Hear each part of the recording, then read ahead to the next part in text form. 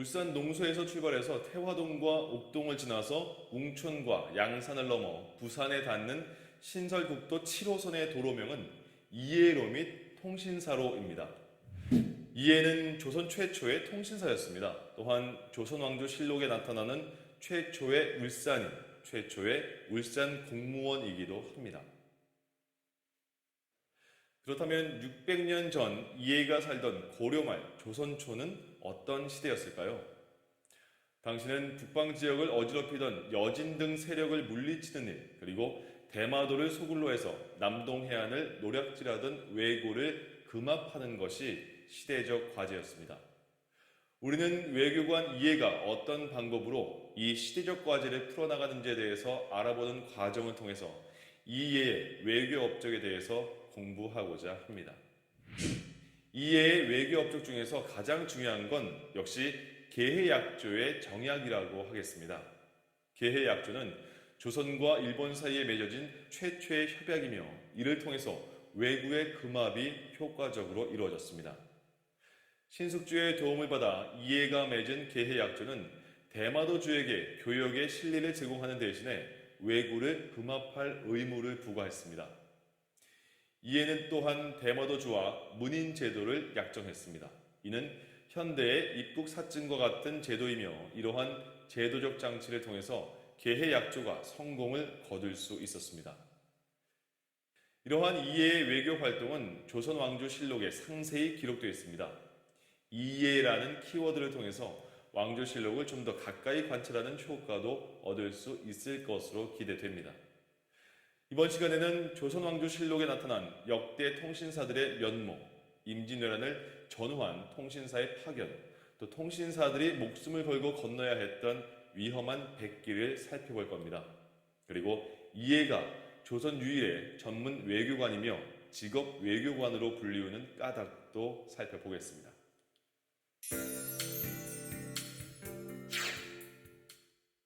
이번 시간에는 태종, 세종대 통신사 파견의 배경을 살펴보고 대일외교에서 이해가 갖는 위상과 외교 업적에 대해 알아보도록 하겠습니다.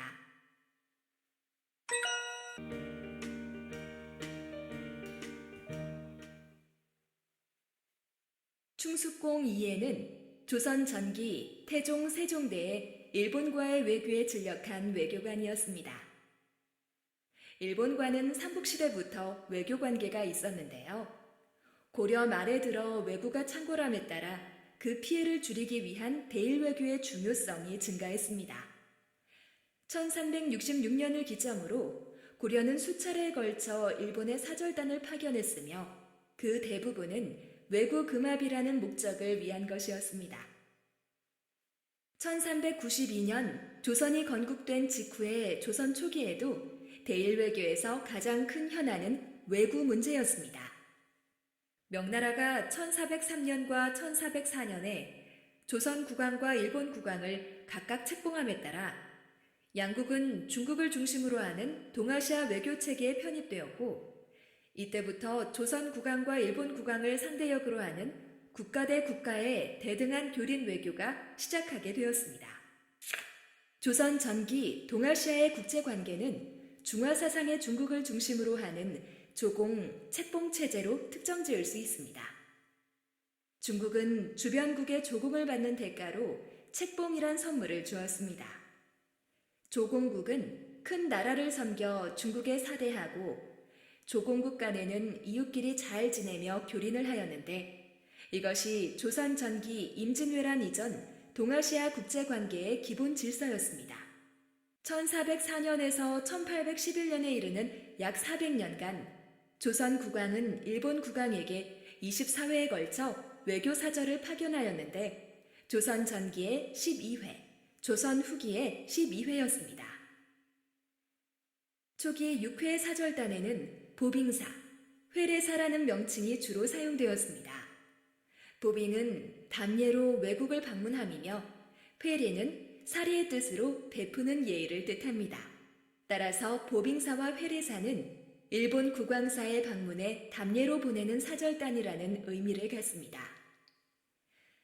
믿음으로 교통한다는 뜻을 가진 통신사라는 명칭이 처음 사용된 것은 7번째로 파견된 1428년 박서생 이해 사절단이었으며 8번째로 파견된 1432년 이해 김구경의 사절단에는 다시 회계사라는 명칭이 사용되었고 그 후 임진왜란이 끝나기 전에 파견된 4차례의 사절단에는 다시 통신사라는 명칭이 사용되었습니다. 임진왜란이 끝난 후 1607년에 조정은 일본의 사절단을 파견하기로 결정하였습니다. 그러나 임진왜란으로 인해 우리나라가 만세에 잊지 못할 원수가 된 일본에 과거와 같이 통신사라는 명칭으로 사절단을 보낼 수는 없다는 인식이 강했습니다. 믿음으로 교통한다는 뜻의 통신사라는 명칭이 당시 양국 관계에 어울리지 않았던 것도 사실이었고요. 따라서 1607년과 1617년에는 회답 겸 쇠환사, 1624년에는 회답사라는 명칭으로 사절단이 파견되었습니다. 그 후 1636년에는 통신사라는 명칭이 회복되었고 이때부터 사절단의 공식 명칭으로 굳어졌습니다. 외교관이라 하면 우리는 보통 대사 및 영사를 떠올립니다. 이들은 일정 기간 상대국에 체류하면서 활동하는데요. 조선시대의 통신사는 일본에 가서 특정 업무를 수행한 후에는 더 체류하지 않고 귀국을 하였습니다. 이는 현대의 대일특사와 같은 개념이라 할 수 있습니다. 따라서 정부에는 외교부가 따로 없었고 전문적으로 외교에 종사하는 외교관도 없었기에 조선은 그때그때의 필요에 따라 외교사절을 발탁하여 파견하였습니다. 그러나 육지로 가는 중국에 비해 바다를 항해해야 하는 일본은 더 위험한 길로 인식되었습니다. 그러니 같은 사람이 2번 이상 일본에 파견되는 경우는 조선 전기와 후기를 통틀어 이해와 윤인보를 제외하고는 없습니다.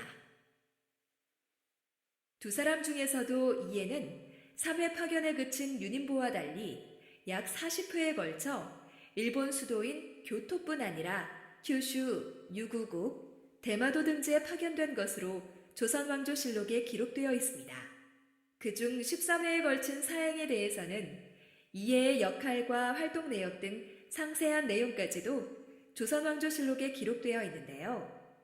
이러한 사실에 비추어 이해는 조선시대 유일의 전문 외교관이었으며 오늘날 직업 외교관의 원형이라 할 수 있을 것 같습니다. 이해가 활동하던 시기에 조선과 일본 사이의 백길은 매우 위험하여 목숨을 걸지 않고는 다닐 수 없는 길이었습니다. 현대에 비하면 선박은 거의 조각배에 해당하는 수준이었고 항해 기술도 원시적이었을 것으로 추정되며 무엇보다 무서운 것은 바로 풍랑이었습니다. 외구의 습격도 통신사 일행에게는 큰 위협이었습니다. 통신사뿐 아니라 일본이 조선에 파견한 외교관들도 외구의 위협에 직면하였습니다. 이로 인해 외구를 피해 바닷길을 멀리 돌아오느라 일본 외교관들이 조선에 늦게 도착하는 경우도 적지 않았습니다. 이렇게 위험한 바닷길을 이해는 40여 회나 다녀왔습니다. 그가 외교관으로서의 첫 발을 내디딘 것은 29세의 청년 시절, 1401년에 그는 태종 임금의 명에 따라 큐슈 북쪽 해안에서 20km에 위치한 일기도에 파견되었습니다. 그리고 마지막 사행은 그가 71세의 노인이었던 1443년, 외적이 변방에 도적질하여 사람과 물건을 약탈해 갔으므로 나라에서 사람을 보내서 찾아오려 하니 이해가 자청하여 대마도의 채찰사로 파견되었던 것이었습니다. 그 사이에 43년간 이해는 교토, 큐슈 지역, 유구국, 대마도 등 일본 각지를 왕래하며 오로지 대일 외교에 종사했던 전문 외교관이며 직업 외교관이었습니다.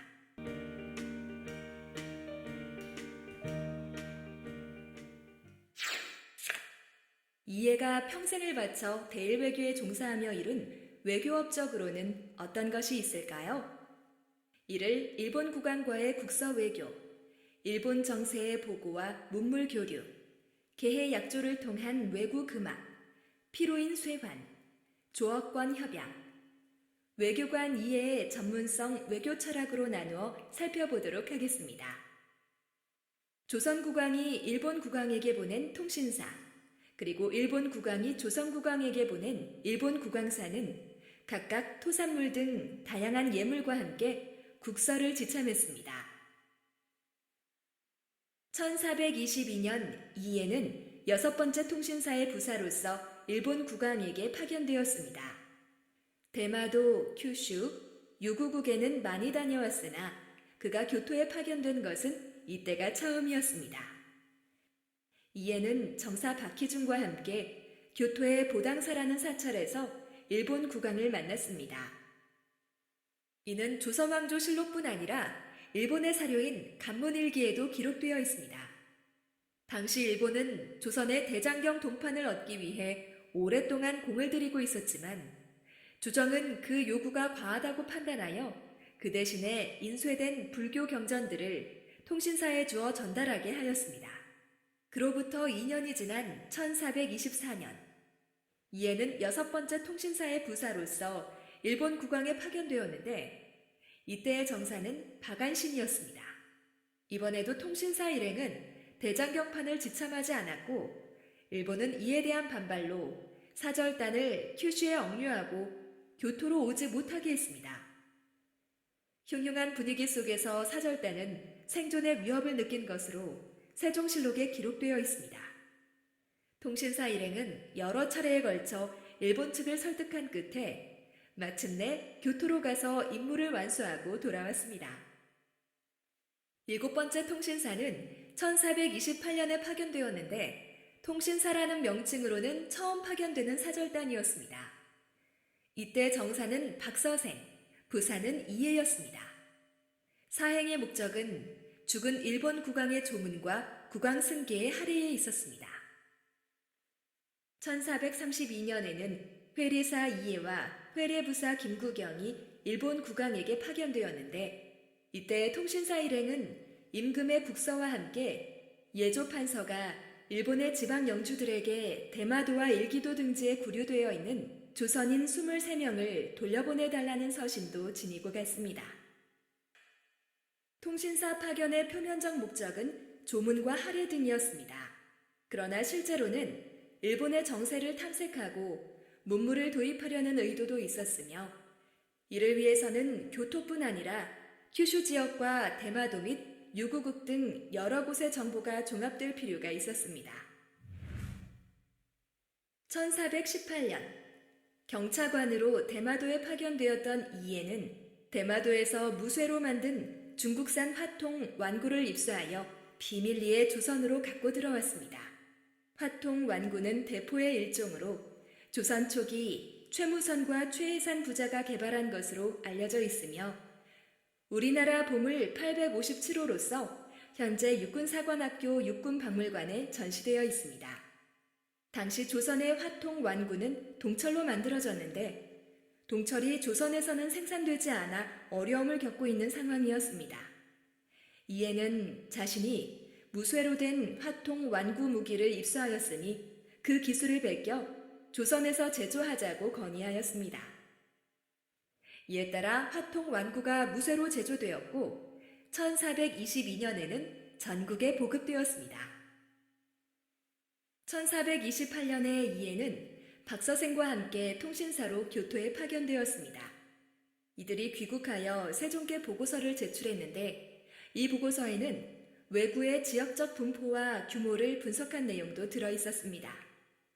이들은 왜구가 큐슈, 대마도, 일기도 등에 분포되어 있는 현황과 큐슈 지역 영주들의 지배 계통이 변화하는 정세 등을 조정에 보고하면서 이를 바탕으로 왜구를 금합할 방도를 아뢰었는데 특히 대마도는 왜구들의 본산인데 무로마치 막부가 취약하여 대마도 왜구들에 대한 통제력이 약하니 큐슈 지역의 영주들과 직접 교섭함이 왜구 금합에 더 효과적이라고 건의하기도 하였습니다. 또한 1428년 통신사의 파견을 통해 일본의 자전 물레방아가 우리나라에 도입되었습니다. 사절단은 물의 흐름을 이용하여 자전하는 일본의 물레방아가 논에 물을 대는 모습을 보고 감명을 받았는데 중국의 물레방아가 조선에 비해서는 더 우수한 편이었으나 그 역시 인력을 이용하여 움직였기 때문입니다. 사절단은 일본의 물레방아가 조선과 중국의 물레방아보다 더 우수하니 이를 조선에 도입하여 관계에 이용하고자 세종에게 건의하였고, 세종은 기술자들을 각도에 파견하여 일본식 자전 물레방아를 제작하여 사용하도록 명하였습니다. 이외에도 경제 및 유통과 관련한 문물의 교류가 이루어졌는데, 미곡이나 포목을 대신한 광범위한 화폐의 사용 및 일본의 상가제도 도입을 건의하였습니다. 또 국가재정 수입의 증가와 백성의 삶의 질을 높이기 위해 민간이 자유로이 금, 은, 동, 철을 채광할 수 있게 허용하고 이에 대해 과세하자고 건의하기도 하였습니다. 1430년에는 강남, 유구국, 남만, 일본의 조선 기술이 조선에 비해 더 발달되어 있음을 세종에게 보고하고 단단하고 정밀하며 가볍고 빠른 선박을 만들기 위한 방안을 건의하였습니다. 세종실록에 따르면 이해의 건의는 받아들여져 시행된 것으로 보입니다. 왜구는 13에서 16세기에 주로 우리나라와 중국의 연안에서 약탈을 일삼다가 때로는 내륙까지 침입하기도 했던 일본 해적을 가리키는 말로 고려 말과 조선 초기에 왜구의 폐해가 극심했는데 고려 멸망의 한 원인을 제공하기도 하였습니다. 대마도 및 일기도와 함께 큐슈의 북서해안 지방이 왜구의 근거지였으며 지리적으로 조선과 가까운 대마도가 본거지였습니다. 조선은 기해년 1419년에 이종무를 보내 대마도를 정벌함으로써 군사적으로 왜구를 압박하였는데 기해 동정으로 알려진 이 정벌에는 이해도 참전하였습니다. 이때 47세의 이해는 정사품 호군이었으며 당시 조선에서 이해만큼 대마도 사정에 능통한 인물은 없었을 것으로 짐작됩니다. 이해는 기해동정에서 작전 및 정보 부문에서 큰 역할을 한 것으로 기록되어 있습니다. 기해동정으로 무위를 보인 조선은 일본 막부에 통신사를 파견하여 왜구 금합을 요구하는 등 외교적 노력도 기울였습니다. 외교적 노력의 일환으로 조선은 부산포, 연포, 내이포에 산포를 열고 왜구들이 일정 규모의 무역을 통해 경제적 이익을 취하도록 회유책을 병행하였습니다. 그러자 교역을 청해오는 외인들의 왕래가 급격히 증가하였고 조선은 경제적 부담과 함께 치안 유지 부담을 느껴 외인의 왕래를 제한하는데 그 방법의 하나가 문인, 즉 입국 허가증을 발행하여 이들의 왕래를 제한하고 통제하는 것이었습니다.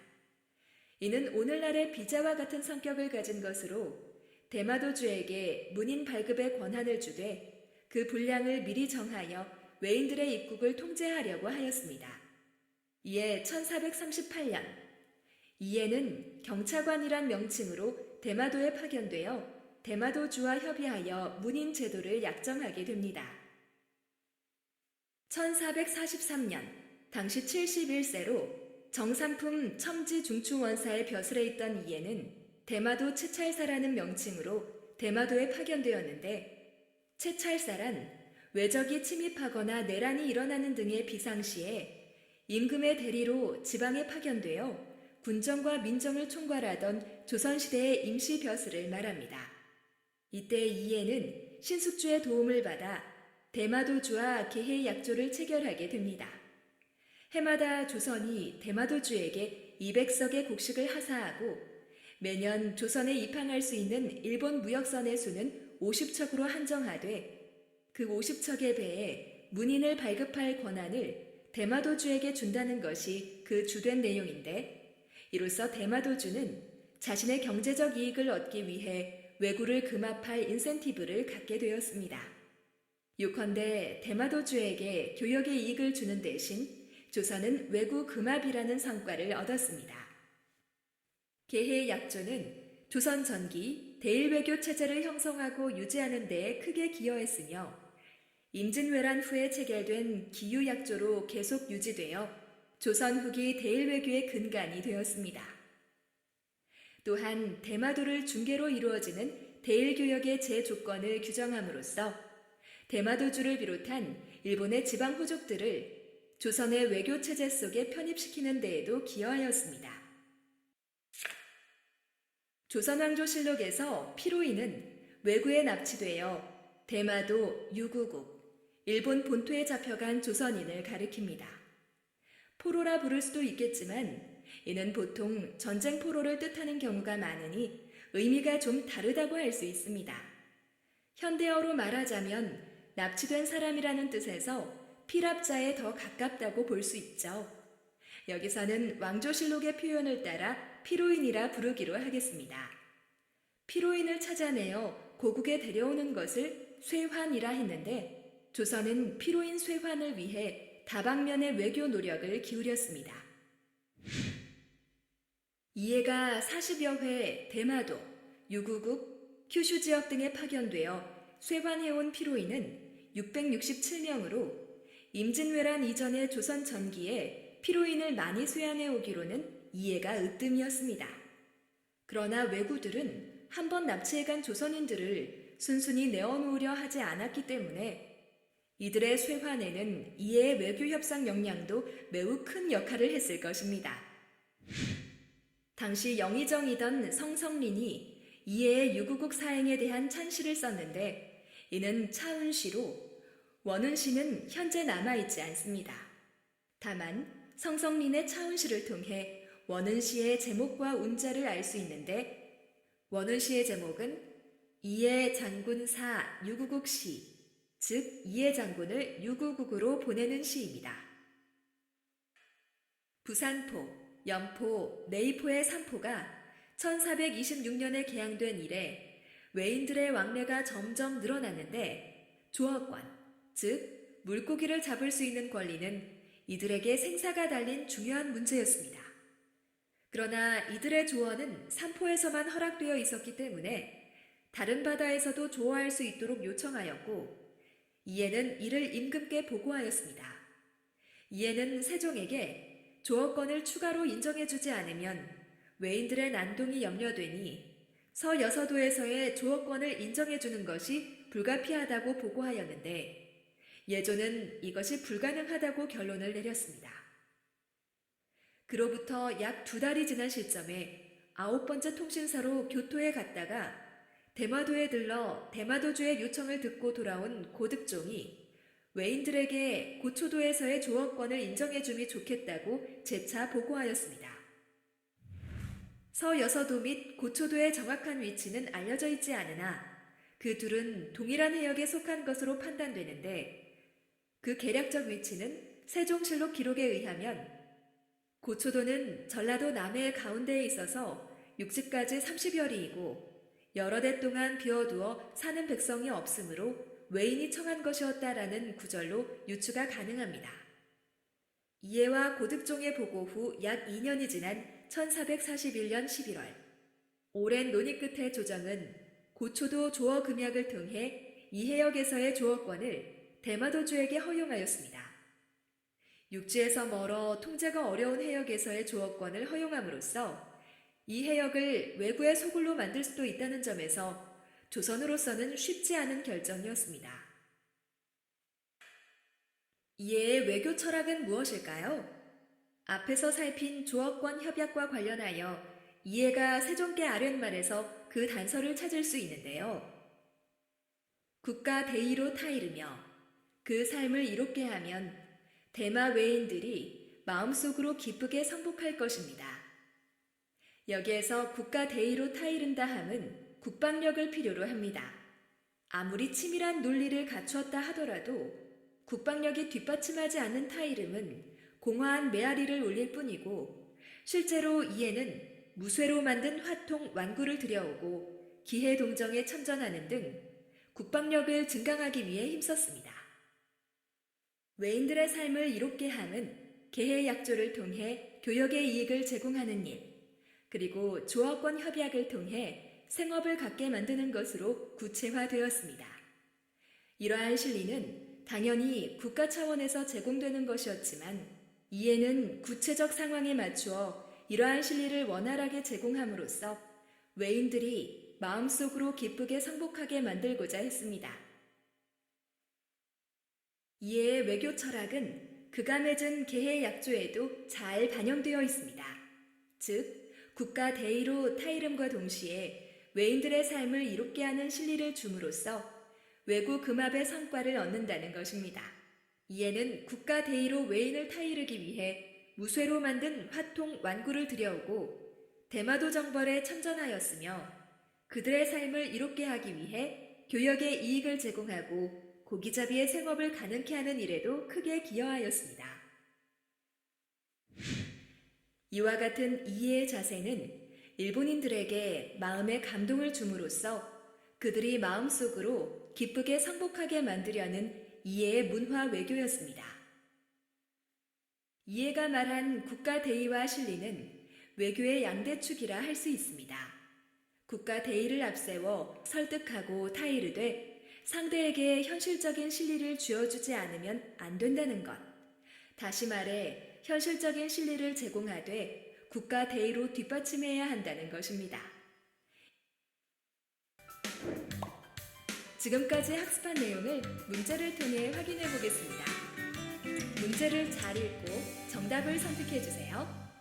본 문제는 온라인 연수원 형성평가 문제 중 일부를 출제하였으므로 학습 시 진도평가에 도움이 됩니다.